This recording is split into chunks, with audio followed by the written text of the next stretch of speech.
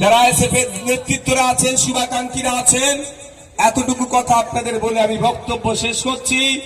যদি মনে হয় দুর্নীতি মুক্ত সমাজ ব্যবস্থা করতে হবে, যদি ইচ্ছে হয় আম খাওয়ার, তাহলে জাম গাছ লাগালে আম পাবেন না, আম গাছই লাগাতে হবে।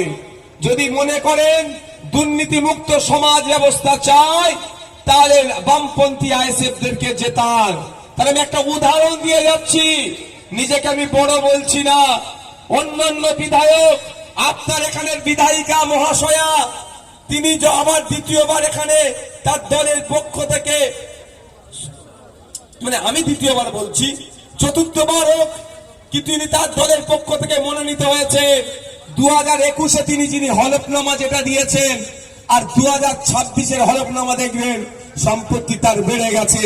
কিন্তু সংযুক্ত মোর্চার একমাত্র বিধায়ক, ভাঙড়ের বিধায়কের হলফনামা তুলে দেখুন আপনারা, সম্পত্তি কমে গিয়েছে, ইনকাম বাড়েনি, ইনকাম করেছে। এটা হচ্ছে পার্টির আদর্শ। আমি তাই দুর্নীতি করিনি বলে আপনাদের বলবো, যদি 5 বছরে কারো সাহস হয়নি আমার নামে 1 টাকার দুর্নীতির কেউ অভিযোগ আনবে, আপনি আগামী 5 বছরে স্বরূপনগর বিধানসভা থেকে এমন একটা মানুষকে জিতিয়ে পাঠান যে তা ইডি সিবিআই এর ভয়ে দরজা বন্ধ করে পাঁচিল ডিঙ্গে পালাবার এরকম পথ খুঁজবে না, বুক ছিটিয়ে দাঁড়িয়ে থাকবে, ইডি সিবিআই আসার সাহস দেখাতে পারবে না। সেটা হচ্ছে কে? বিশ্বজিৎ দা আমাদের। তাই বলবো, যদি দুর্নীতি মুক্ত সমাজ ব্যবস্থা চান, তাহলে বিশ্বজিৎ দাকে আপনারা জিতে বিধানসভায় পাঠান। আমি দুঃখিত, অনেকে এসেছিলেন কিন্তু যথাসময়ের মধ্যে যেতে পারলাম না। আমার আরো 2টো প্রোগ্রাম ছিল, আমি সেগুলোকে আজকে কভার করতে পারলাম না। এখান থেকেও তাদের কাছে বার্তা দিই, কিন্তু কিছু করার নেই। মানুষের এত আবেগ ভালোবাসা, আমি সিরিয়াসলি বলছি, আমি জানতাম না মানুষ আমাকে এত ভালোবাসে। এই আসার পথে অন্তত আমাদের আমাদের আমাদের সিপিআইএম এর রাজ্য কমিটির সদস্য কমরেড পলাশ দা, তিনি হচ্ছে আই উইটনেস, তিনি স্বচক্ষে দেখেছেন। রাস্তায় হয়তো আমি আরো 8 ঘন্টা আগে পৌঁছে যেতে পারতাম, কিন্তু রাস্তায় সেই বাদুড়িয়া থেকে শুরু করে আপনার এই আগের মোড় পর্যন্ত অন্তত 1020 মানুষ রাস্তায় দুদিকে দাঁড়িয়ে আছে আমাকে একবার দেখার জন্য। কেন? কারণটা আমি আজকে গর্বের সাথে বলছি যে 5 বছর আমি সিট ডাড়াকে বিকিয়ে দিইনি, মোদি মমতার কাছে আমার মাথাকে বন্ধক দিইনি, ওই জন্য মানুষ আমাকে ভালোবাসছে। তাই আপনাদের ভালোবাসাকে পথে করে নিয়ে এগিয়ে যাবো। আমি একা দিয়ে লড়াই কতটা করব, আমার সাথে বিশ্বজিৎ দা, দীপশিতা দি, ওইদিকে আপনার মীনাক্ষী দি, আমাদের সিনিয়র লিডার শামসুর আলী মল্লিক, তাপস ব্যানার্জি, আবার আমাদের কমরেড আইনজীবী বিকাশ রঞ্জন ভট্টাচার্য স্যারের মতো নেতৃত্বরা যদি বিধানসভার মধ্যে ঢোকে, বিধানসভায় ওই ধর্মের নামে হই হই বন্ধ করে কাজের কথা হবে, জনগণের কথা হবে, শিক্ষার কথা হবে, স্বাস্থ্য ব্যবস্থার মান উন্নয়নের কথা হবে, মানুষের কথা হবে, কৃষকের কথা হবে, ছাত্রের কথা হবে, যুবকের কথা হবে, বেকারত্ব দূরীকরণের কথা হবে, ক্ষুধার সূচকে মাদক এগিয়ে যাচ্ছে, বাংলা এগিয়ে যাচ্ছে, তার দূরীকরণের কথা হবে।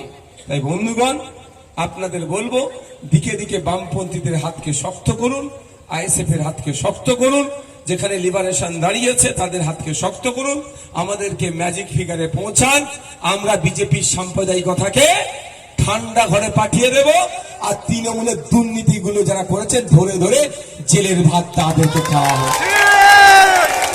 তৃণমূল পারবে না বিজেপিকে আটকাতে, আর বিজেপি করবে না তৃণমূলের বিচার। তো আমাদেরকে দায়িত্ব নিতে হবে। আমাদের বিশ্বজিৎ দায়ী দায়িত্ব নিচ্ছেন, পলাশ দ্বারা দায়িত্ব নিচ্ছেন। রাজি আছেন আপনারা? রাজি আছেন তো নাকি? ইনকিলাব, ইনকিলাব। ফ্ল্যাশ কি চালাতে বাকি আছে নাকি?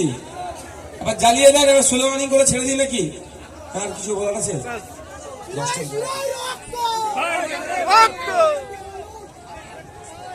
হসপিটালের দুরবস্থা, স্বরূপনগরের মানুষ যাচ্ছে কোথায়? লাইট গুলো জ্বালান, তোমায় একটু লাইট গুলো জ্বালান, মায়েরা মোবাইলের টর্চটা লাইটটা জ্বালান, এই যারা রাস্তার ধারে আছেন জ্বালান, যারা রাস্তার ধারে আছেন। হসপিটালের দুরবস্থা, ব্লক হসপিটালে ট্রিটমেন্ট পাচ্ছেন না, এই ট্রিটমেন্ট যাতে প্রপার পাওয়া যায় এই লড়াই করতে হবে আইনসভার মধ্যে গিয়ে। যেখানে আইন তৈরি হয় সেখানে লড়াই করতে হবে। তাই আইন তৈরির জায়গাতে, লড়াই করার জায়গাতে বিশ্বজিৎ দাকে পাঠালে বিশ্বজিৎ দা লড়াই করে এই দুরবস্থা থেকে সুব্যবস্থা হসপিটালে ফিরিয়ে নিয়ে আসবে। ইনকিলাব জিন্দাবাদ, ইনকিলাব জিন্দাবাদ, বাংলাদেশে ঐক্য জিন্দাবাদ। আগামী 29 এপ্রিল আসছে দিন, আগামী 29 এপ্রিল আসছে দিন। এই সৌরভনগরের মানুষকে বলে দিন, এই মা বোনেদের বলে দিন, বাপ ভাইদের বলে দিন, আরে দিকে দিকে বলে দিন। এবার একটু দিল্লির পথ মমতা ব্যানার্জিকে দেখাতে হবে তো নাকি? এই মমতা ব্যানার্জিকে বলে দিন, পেছন দিক থেকে আওয়াজটা ঠিক আসছে না।